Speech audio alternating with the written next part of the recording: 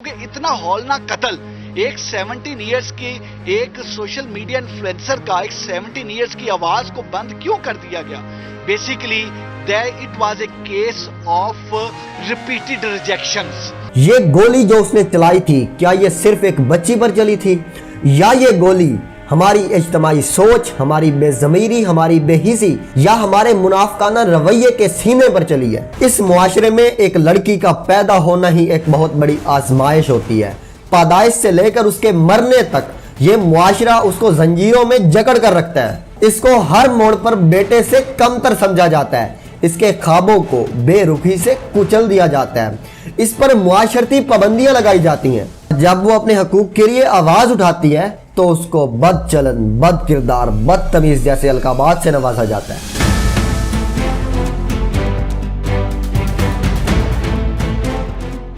सितंबर 2020 की एक तारीख रात, एक माँ अपने 2 छोटे बच्चों के साथ लाहौर से गुजरांवाला जा रही थी।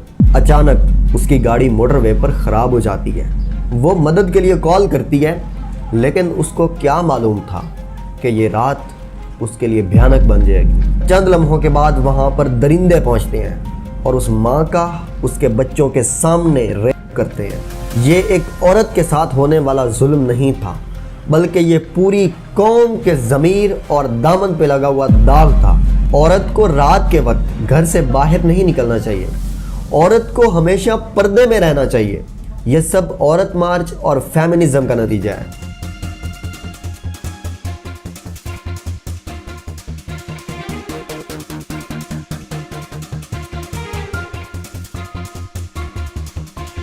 यहाँ सवाल ये है कि क्या उस औरत का कसूर ये था कि वो अकेली रात के वक्त अपनी गाड़ी में सफ़र कर रही थी? क्या इज्जत सिर्फ मुजरिमों की होती है, मजलूमों की नहीं? यही वो खौफ है, यही वो नाइंसाफ़ी है जिसके खिलाफ औरत मार्च की आवाज़ बुलंद हो रही है। ये जंग सिर्फ चंद औरतों की नहीं है, बल्कि ये हर उस औरत की है जो अपने बच्चों के साथ महफूज मुस्तकबिल का ख्वाब देखती हैं, मगर ये ख्वाब दरिंदे नोच लेते हैं। क्या हम खामोश रहेंगे या वो आवाज़ बनेंगे जिसको दबाने के लिए हमारा मुआशरा दिन रात लगा रहता है? फ्रेंड्स, हर साल पाकिस्तान में 8 मार्च को औरत के हकूक़ की पासबानी के लिए जुलूस निकाले जाते हैं। हर साल जब भी 8 मार्च आता है तो इस पर हंगामा खड़ा हो जाता है। इसको हमेशा तनकीदी नज़र से देखा जाता है। मुख्तलिफ किस्म की सोच रखने वाले लोग अपना अपना मौक़िफ़ बयान करते हैं। कुछ लोग इसको मगरबी एजेंडा समझते हैं और कहते हैं क्योंकि ये मगरबी साजिश है, इसलिए ये इस्लाम की तालीमात और इस्लाम की अक़दार के ख़िलाफ़ है और पाकिस्तान में ये फैमिली सिस्टम को ख़त्म करने की एक सोची समझी साजिश है। सबसे ज़्यादा औरत मार्च को उसमें बुलंद होने वाले स्लोगन्स की वजह से तनकीद का निशाना बनाया जाता है। अब दोस्तों, यहाँ पर यह सवाल उठता है कि क्या ये स्लोगन्स, क्या ये नारे एक वाकई निचले तबके की औरत के मसाइल की तर्जुमानी करते हैं? वो औरत जो सुबह 4 बजे उठती है, घर का सारा काम करती है, बच्चों को स्कूल के लिए तैयार करती है, उसके बाद उसके शौहर ने ऑफिस जाना होता है, उनको तैयार करती है, उसको खाना देती है, उसको ऑफिस भेजने के बाद वो खुद भी काम के लिए निकलती है। अगर उसने कहीं किसी ऑफिस में काम करना होता है तो वहाँ से वापस आकर वो मज़ीद घर का काम करती है। सबके सोने के बाद वो सोती है और नाउमीद होकर सो जाती है। ये है दोस्तों हर उस पाकिस्तानी निचले तबके की औरत की कहानी। अब यहाँ पर मेरा सवाल ये है कि क्या इस मुआशरे ने, क्या हमारे मुआशरे ने इस औरत को अपने हकूक की जंग लड़ने का मौका दिया है? क्या इस जालिम समाज ने उस औरत के चेहरे पर मायूसी के आसार को जाहिर करने का मौका दिया है? इस मुआशरे में एक लड़की का पैदा होना ही एक बहुत बड़ी आजमाइश होती है। पैदाइश से लेकर उसके मरने तक ये मुआशरा उसको जंजीरों में जकड़ कर रखता है। इसको हर मोड़ पर बेटे से कमतर समझा जाता है। इसके ख्वाबों को बेरुखी से कुचल दिया जाता है। इस पर मुआशरती पाबंदियां लगाई जाती हैं। जब वो अपने हकूक के लिए आवाज उठाती है तो उसको बदचलन, बद किरदार, बदतमीज जैसे अलकाबात से नवाजा जाता है।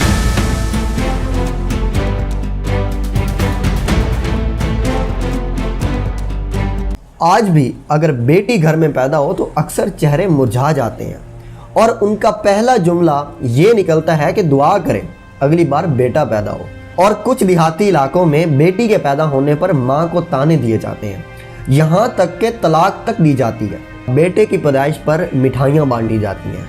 और बेटी की पैदाइश को बोझ समझा जाता है। यहाँ से पहली बार बेटी को ये एहसास दिलाया जाता है कि वो खुशी की नहीं बल्कि अफसोस की वजह बनी है। फ्रेंड्स, वाकया है 2019 मर्दान का, एक ऐसा वाकया जिसको सुनकर दिल कांप जाता है, रूह लरज उठती है और इंसान सोचने पर मजबूर हो जाता है कि क्या हम वाकई एक महज़ब मुआशरे में जी रहे हैं। रात के वक्त हॉस्पिटल में एक माँ एक खूबसूरत बच्ची को जन्म देती है। माँ की आंखों से खुशी के आंसू थे, मगर उसको क्या मालूम था कि उसकी कोख से पैदा होने वाली बच्ची नन्ही सी जान की सांसें गिनी जा चुकी हैं। जब नर्स उसके बाप को खबर देती है कि मुबारक हो, आपके घर में बेटी जैसी रहमत पैदा हुई है, तो उसके चेहरे पर बजाय खुशी के आसार आने के उसके चेहरे पर गुस्से के आसार आते हैं और वो ठंडी सांस भर के कहता है, बेटी फिर से बेटी, जिसकी आंखें खून उगलने लगी और वो गुस्से से हॉस्पिटल से बाहर निकल गया। जब माँ उस नन्ही सी जान को अपने सीने से लगाकर प्यार कर रही थी, उससे मोहब्बत कर रही थी, अचानक से दरवाज़ा खुलता है। वो बाप उस कमरे में दाखिल होता है गुस्से के साथ। वो बाप कहलाने का हकदार नहीं था। उसने बच्ची को उठाया जोर से, ज़बरदस्ती से। माँ चीखती रही, चिल्लाती रही, लेकिन वो बात सुनने को तैयार नहीं था। उसने सबके सामने उस बच्ची पर गोली चला दी, उस बच्ची को मार दिया।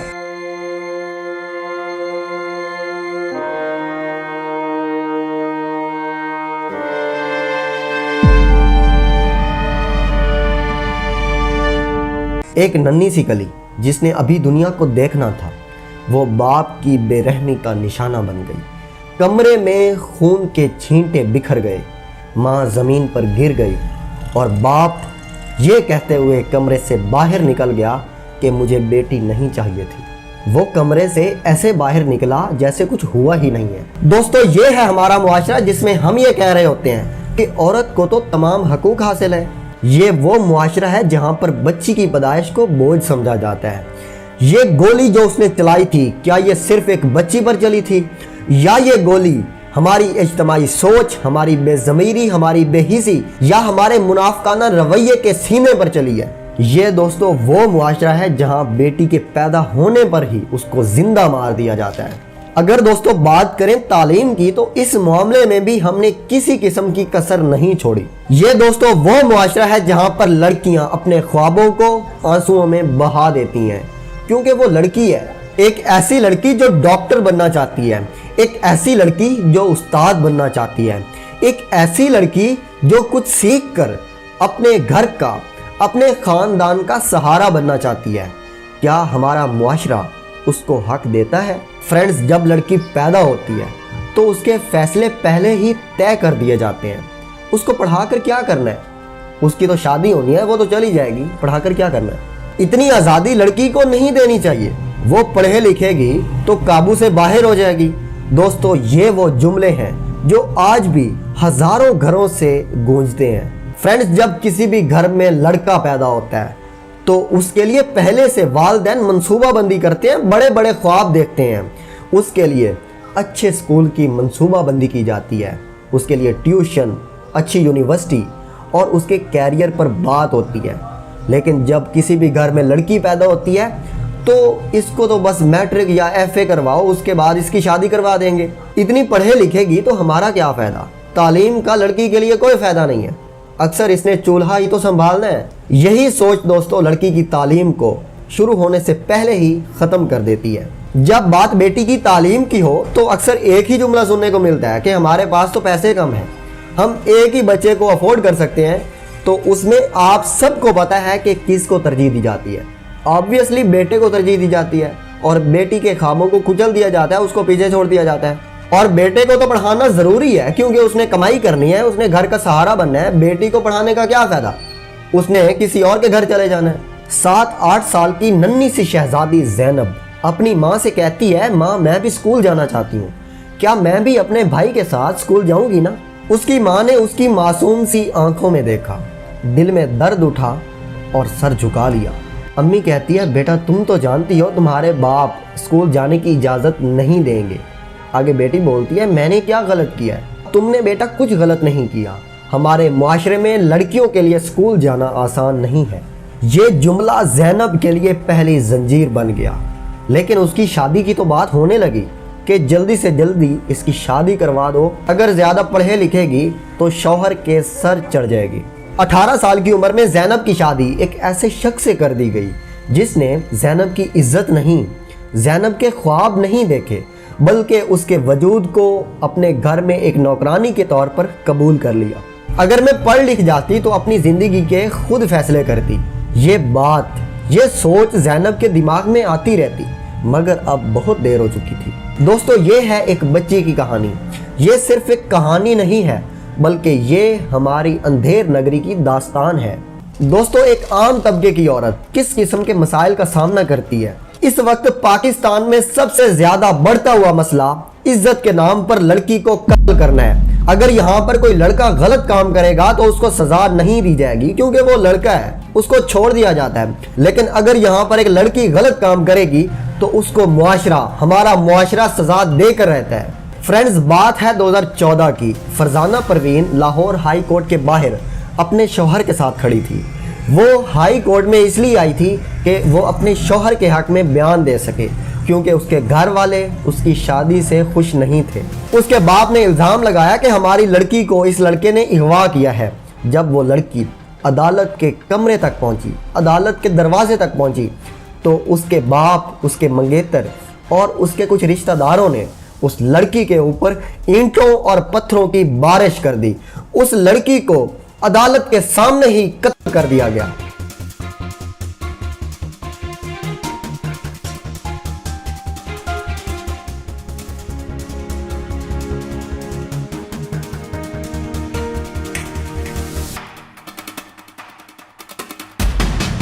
उसको लोग देखते रहे, मगर उसको बचाने की कोशिश किसी ने ना की।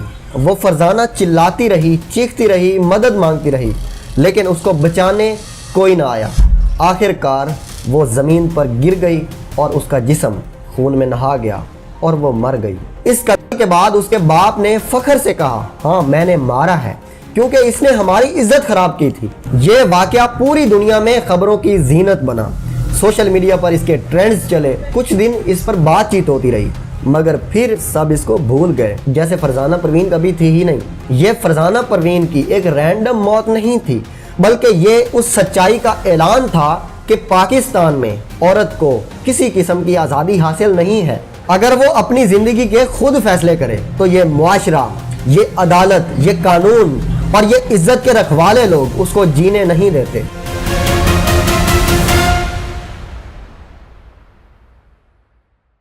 Human rights commission of Pakistan की रिपोर्ट के मुताबिक 2021 में 470 ऐसे केसेस रिपोर्ट किए गए जिसमें लड़की को सिर्फ और सिर्फ गैरत के नाम पर कत्ल किया गया, और ये शरह दिन ब दिन बढ़ती जा रही है। पाकिस्तान में सेक्सुअल हरासमेंट के केसेस बढ़ते जा रहे हैं। क्या वजह है कि मर्दों के अंदर दरिंदगी बढ़ती जा रही है? आपको मैं ले चलता हूँ आज़ादी के दिन, यानी कि 14 अगस्त 2021 को, जब पूरा मुल्क आज़ादी का जश्न मना रहा था। हजारों लोग जब मीनार पाकिस्तान पर आज़ादी का जश्न मना रहे थे तो वहां पर आयशा अकरम टिकटॉकर भी मौजूद थी।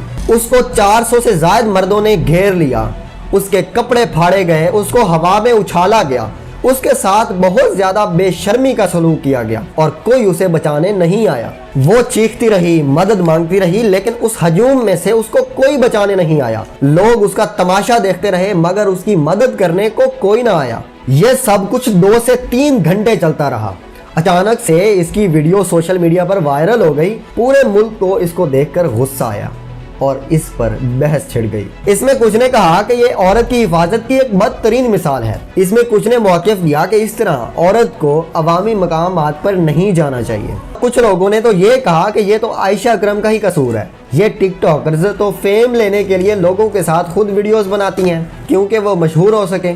ये कहना कि औरत को अवामी मकामात पर नहीं जाना चाहिए, ये तो बात सरासर गलत है, गैर मुनसिफाना और विक्टिम ब्लेमिंग की बदतरीन मिसाल है। अगर औरत को मीनारे पाकिस्तान पर दिन दिहाड़े हरासा किया गया तो इसमें औरत का कसूर नहीं है भाई, इसमें मर्दों का भी कसूर है जो औरत को सिर्फ और सिर्फ ऑब्जेक्ट की नज़र से देखते हैं। क्या अवामी मकामात पर जाने का मतलब ये है कि औरत अगर वहां जाएगी तो उसके साथ बदसलूकी की जाएगी और मुझे ये बताएं कि ये आप कहां से साबित कर सकते हैं कि मर्द अवामी मकामात पर जा सकते हैं, उनको आज़ादी हासिल है, औरत क्यों नहीं जा सकती? जुर्म को रोकने के लिए मुजरिम पर पाबंदी लगाना है, ना कि मजलूम पर। असल मसला औरत का बाहर जाना नहीं बल्कि मर्दों की जहनीयत का है। अगर हमने मर्दों की जहनीयत को ना बदला तो कल को किसी की भी माँ, बेटी, बहन इस दरिंदगी का शिकार हो सकती है। हमारे मर्दों को यह सीखना होगा कि औरत जिस हाल में भी हो उसकी इज्जत करना, उसकी रेस्पेक्ट करना जरूरी है। चाहे वो किसी भी पेशे से ताल्लुक रखती हो, उसको इंसान समझना जरूरी है। उसको ऑब्जेक्ट की नजर से नहीं देखना चाहिए, उसको इंसान की नजर से देखना चाहिए। इसी तरह एक और दिल दहला देने वाला वाकया सामने आया। मैं बात कर रहा हूँ ज़ैनब की, जो छोटी सी 7 साल की बच्ची थी। इस बच्ची को पंजाब में ज्यादती का निशाना बनाया गया और इसको कर दिया गया। ये महज एक नहीं था बल्कि ये हमारे मुआशरे में पाई जाने वाली औरत के खिलाफ घिनौनी जहनीयत की अक्कासी करता है और ये मर्दों के मुंह पर एक जोरदार थप्पड़ है। एक मासूम सी बच्ची, एक हंसी खेलती बच्ची ज़ैनब, जो अपने वालिदैन के साथ रहती थी। 4 जनवरी 2018 को वो अपने घर से निकली, उसके बाद वो कभी घर वापस नहीं आई। ज़ैनब की लाश 9 जनवरी को कचरे के ढेर से मिली। उसके बाद उसका पोस्टमार्टम हुआ। पोस्टमार्टम रिपोर्ट में यह सामने आया कि उस बच्ची को ज्यादती का निशाना बनाया गया था। ज्यादती के बाद उसको कर दिया गया था। इस वाकया से यह जाहिर होता है कि बहुत से मर्द हमारी सोसाइटी में औरत को अपनी हवेस की तस्कीन का एक जरिया समझते हैं। एक मासूम सी बच्ची ज़ैनब को भी मासूम सी नजर से नहीं देखा गया बल्कि उसको हवस की नजर से देखा गया। उस मासूम सी बच्ची का कातिल इमरान, उसको 17 अक्टूबर 2018 में फांसी तो दे दी गई। लेकिन सवाल यह है कि पाकिस्तान में उसके बाद बच्चों और बच्चियों के खिलाफ होने वाले इस तरह के इंसिडेंट्स कम हुए? क्या हर मुजरिम को इस तरह इतनी जल्दी सजा मिली? क्या अब पाकिस्तान में हर बच्ची, हर औरत महफूज है? अनफॉर्चुनेटली ऐसा नहीं हुआ। ज़ैनब के बाद भी कई बच्चियां इस दरिंदगी का शिकार हुई। इसका मतलब ये मसला सिर्फ एक मुजरिम का नहीं बल्कि ये पूरी एक गंदी जहनीयत का है जो हमारे मुआशरे में औरत के खिलाफ पाई जाती है। हमें ये जहनीयत बदलनी होगी कि औरत एक कमजोर जिस्म है। जब तक ये सोच हमारे अंदर रहेगी तो औरत हमारे मुआशरे में कभी भी महफूज नहीं हो सकती।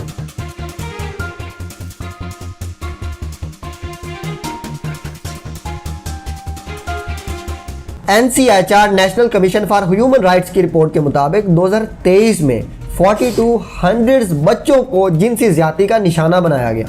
एक और पाकिस्तान में बहुत बड़ा होने वाला जुल्म जो बच्चियों के साथ किया जाता है वो ये कि उनकी बचपन में ही शादी करवा दी जाती है, उसकी मासूमियत की धज्जियां उड़ा दी जाती हैं और उनके ख्वाबों को पांव तले रोन दिया जाता है। पाकिस्तान में हजारों उन बच्चियों की जिंदगी खत्म हो जाती है जब उनकी उम्र खेलने कूदने की होती है, उनकी उम्र स्कूल जाने की होती है, मगर उनकी 12-13 साल की उम्र में शादी करवा दी जाती है और वो अचानक से बचपन से औरत बना दी जाती है, वो भी उसकी मर्जी के बगैर।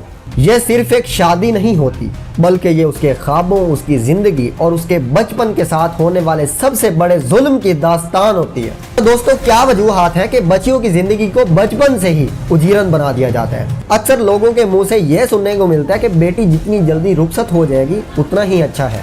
कहा जाता है कि बेटी पराया धन है, जितनी बड़ी होगी उतनी ज्यादा बदनामी होगी, इसलिए इसकी जल्दी शादी करो।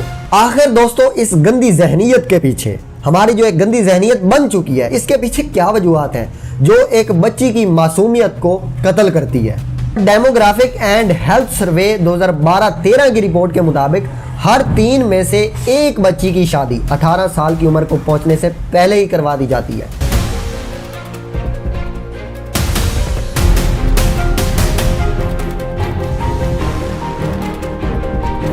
अब सवाल ये पैदा होता है कि आखिर ये जुल्म कब खत्म होगा कि ये लड़की बोझ है या वो भी एक इंसान है? क्या उसको कोई ख्वाब देखने का हक नहीं है? क्या उसके लिए तालीम जरूरी नहीं है? क्या उसको किसी की इज्जत बनाकर उसकी शादी करवा दी जाए? और क्या 12-13 साल की बच्ची की शादी करवाना जुल्म नहीं है? कम उम्री में शादी करवाना एक बहुत बड़ा जुर्म है, एक ऐसा नासूर जो हजारों बच्चियों की जिंदगियों को खत्म करता है, उनको तबाह करता है। लेकिन आखिर ये कब खत्म होगा? हम जब सब आवाज उठाएंगे, हम ये कहेंगे कि वो भी इंसान है, वो बोझ नहीं है। पाकिस्तानी मुआशरे में एक बच्ची की जिंदगी में सबसे बड़ा मोड़ उसकी शादी होता है। ये शादी उसके लिए खुशी नहीं बल्कि तकलीफ, दुख और परेशानियों का आगाज होता है। एक ऐसी लड़की जो अपने बाप के घर में पलती बढ़ती है और शादी के बाद उसको जिम्मेदारी बना दिया जाता है। एक ऐसी जिम्मेदारी जिसको हर हाल में उसने पूरा करना होता है, चाहे उसकी उसमें जान ही क्यों ना चली जाए। यह जुल्म सिर्फ एक दिन का नहीं होता, बल्कि ये रोजाना की बुनियाद पर उसकी रूह को अंदर ही अंदर से मारता है। एक घुटी हुई, एक मरती हुई जिंदगी का आगाज शादी के बाद। इस बच्ची के साथ सबसे बड़ा जुल्म ये कहना कि अब आप हमारी बेटी नहीं हो, अब तुम किसी और की इज्जत हो, अब तुम्हें ससुराल के घर में ही रहना है, चाहे कुछ भी हो जाए। तुम्हें चुप रहना है, तुम्हें खामोश रहना है और माँ बाप के घर वापस आने का तुमने नाम नहीं लेना। अब तुम्हारी इज्जत शौहर के घर से है। ये वो पहला लम्हा होता है शादी के बाद, जब औरत को एहसास होता है कि वो किसी के लिए भी अहम नहीं है।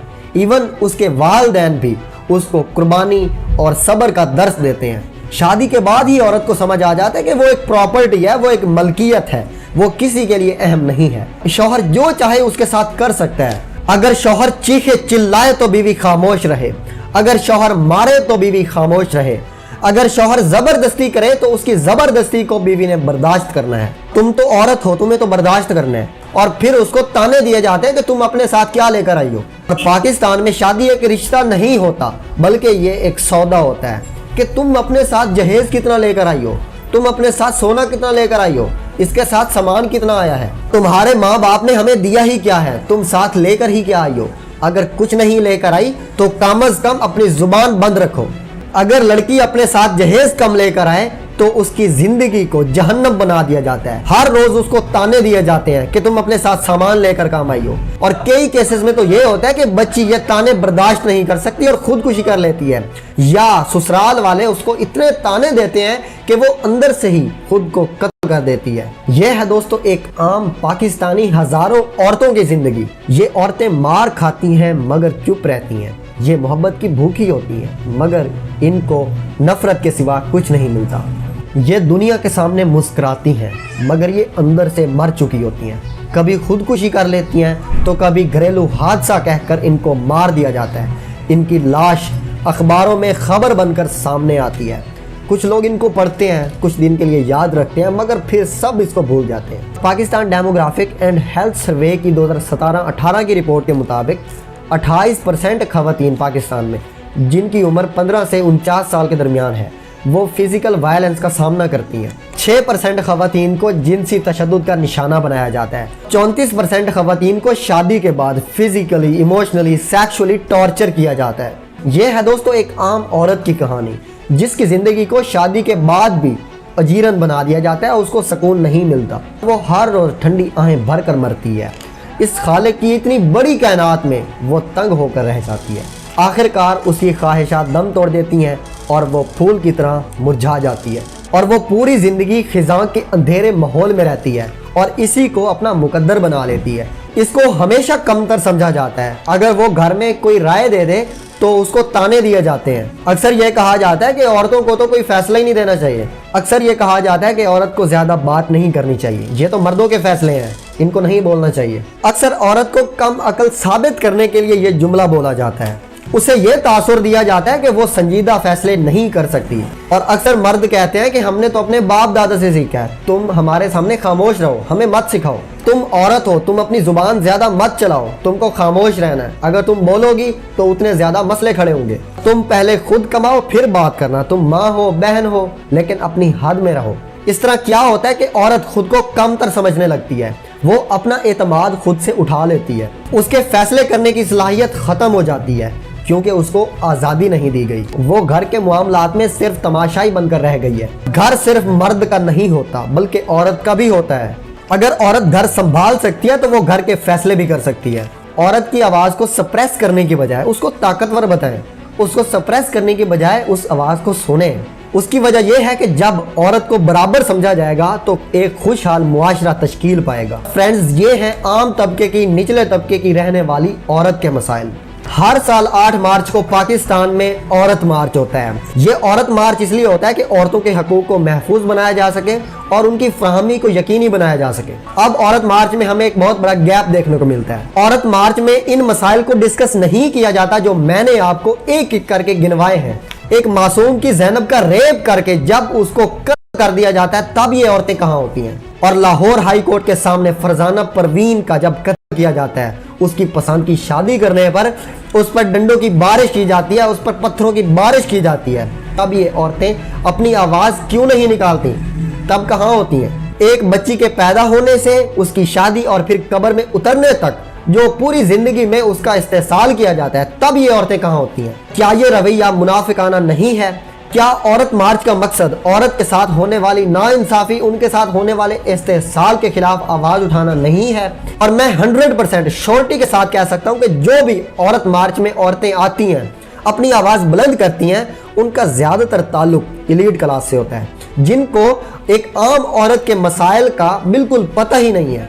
औरत मार्च को मजबूत बनाने के लिए औरतों को मजबूत हिकमत अमली अपनानी होगी, औरतों को शऊर देना होगा कि आपके साथ नाइंसाफी हो रही है, उनको उजागर करना होगा। ऐसे मसाइल जो वाकई पाकिस्तान में औरतों को दरपेश हैं, उनके खिलाफ आवाज बुलंद की जा सके। उसके बाद आप देखेंगे ये सिर्फ मुजाहरे नहीं होंगे, बल्कि हकीकी तब्दीली भी हमारे सामने आएगी। औरतों को चाहिए कि औरत मार्च में मेरा जिस्म मेरी मर्जी, लो मैं बैठ गई की जगह घरेलू तशद्दुद, तालीम और मुआशी हकूक काम की जगह बराबरी, और मुआशी हकूक काम की जगह बराबरी, जबरी शादी और गैरत के नाम पर कत्ल, ट्रांसजेंडर और अकलियती खवातीन के हकूक, लिबास और नकल व हरकत की आज़ादी के मुतालिक बात करनी चाहिए।